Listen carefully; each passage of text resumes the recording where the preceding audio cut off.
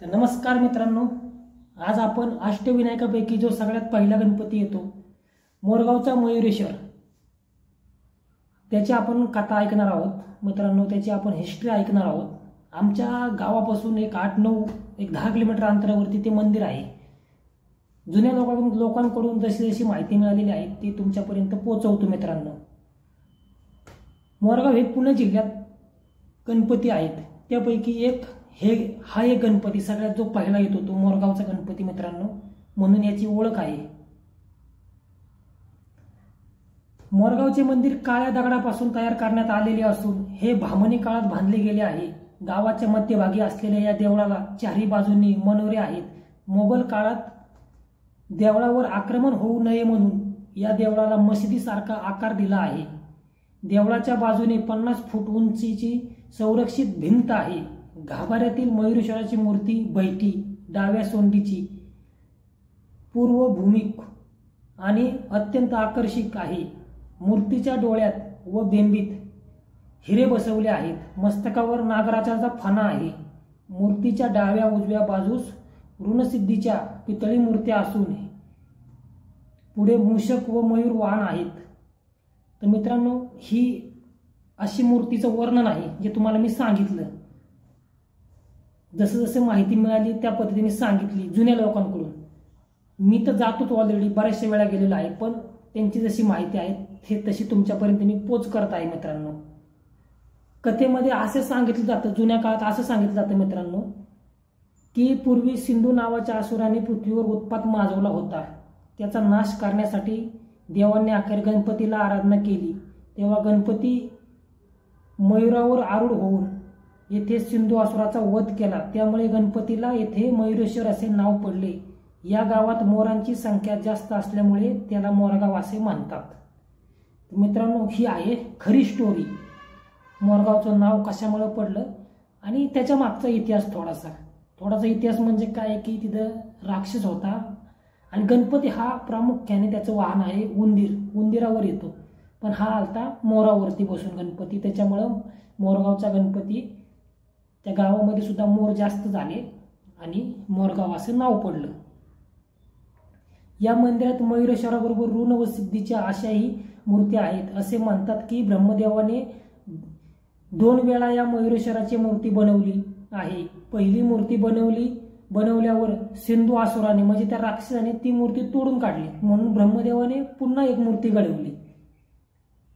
सध्याच्या मयुरेश्वराची मूर्ती खरी नसून त्यामागे खरी मूर्ती असल्याचे मानले जाते। ती मूर्ती लहान वाळू व लोखंडाच्या अंश अशा हिऱ्यापासून बनवलेली आहे।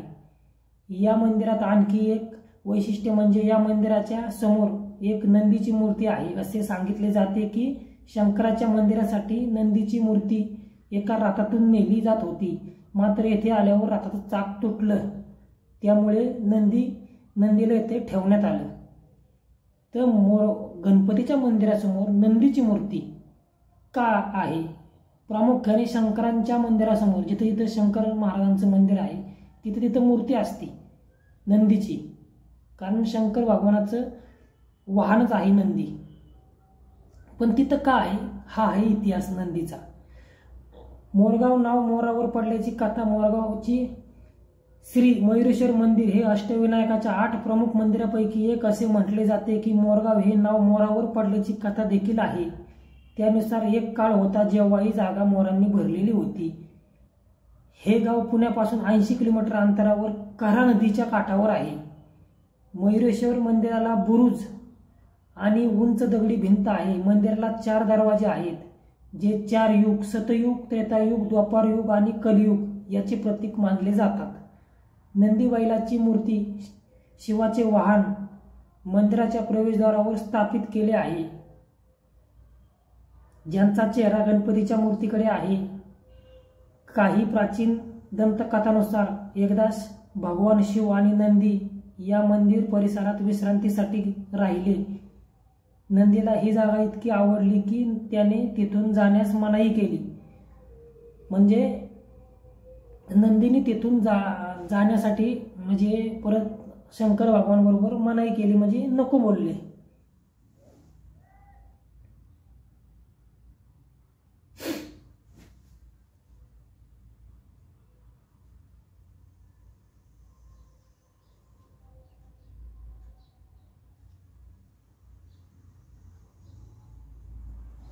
आणि तिथेच राहिले. तेव्हापासून त्याचा पुतळा येथे बसवला आहे. शिवाचा नंदी आणि गणपतीचा उंदीर असे दोन्ही मंदिराचे रक्षक म्हणून उपस्थित आहेत. स्थानिक लोकांप्रमाणे म्हणजे स्थानिक लोक असे सांगतात, सुरुवातीला ही मूर्ती आकाराने लहान होती, परंतु त्यावर अनेक दशके सिंदूर लावल्यामुळे ती आता खूप मोठी दिसत आहे. अशी ही एक धारणा आहे की भगवान ब्रह्मदेवाने स्वतः ही मूर्ती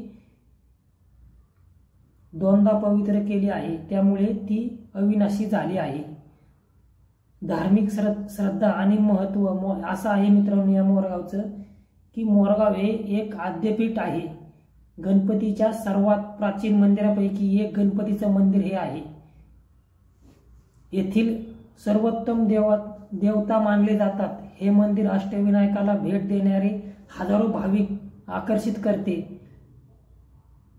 पुराणातील 22व्या आधारात मोरगावच्या महंताचे वर्णन केले आहे. गणेश पुराणानुसार मोरगाव हे गणपतीचे 3 मुख्य आणि सर्वात महत्त्वाचे ठिकाणापैकी एक आहे.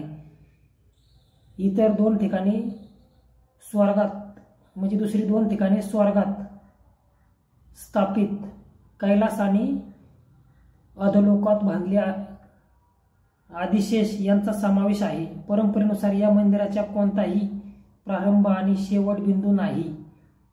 तर इतर परंपरेनुसार प्रल्हाद दरम्यान गणपती येथे आले होते. या मंदिराचे पवित्र हिंदू शहर काशीशी तुलना केली जाते. म्हणजे काशीचं जसं मंदिर आहे तशी याची तुलना केली जाते. तर मित्रांनो अशी आहे आपली स्टोरी आजची गणपतीची. जशी जशी माहिती मिळेल तशी तशी पार्ट 2 मध्ये घेऊन येईन मी.